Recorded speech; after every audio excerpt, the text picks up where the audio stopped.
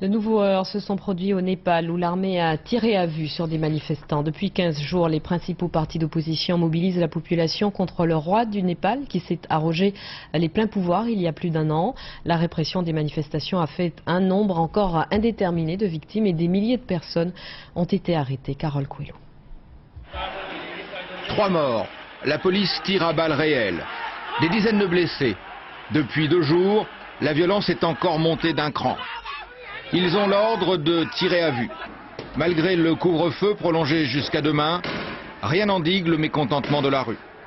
Manifestation quotidienne depuis 3 semaines et toujours ce même slogan. Le roi est un voleur, le roi doit partir.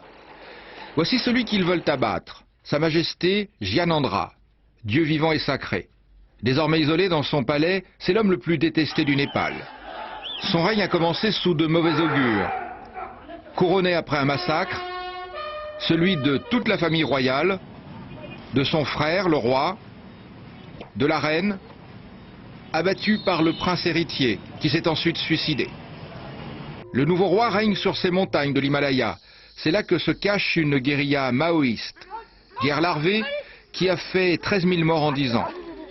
En 2005, le roi estime que son Premier ministre est incapable d'arrêter ce conflit. Dans cette allocution télévisée, le monarque utilise ce prétexte pour le renvoyer.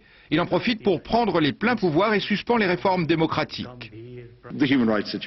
La situation des droits de l'homme n'existe pas. Il y a une utilisation abusive de la force, des arrestations arbitraires et des conditions de détention scandaleuses. Mais le roi conserve un soutien important, celui de l'armée. Pour faire monter la pression contre ce pouvoir, la grève générale a été décrétée, plus d'essence, la nourriture se fait rare, les touristes quittent le pays et ce soir Paris déconseille formellement aux Français de se rendre au Népal.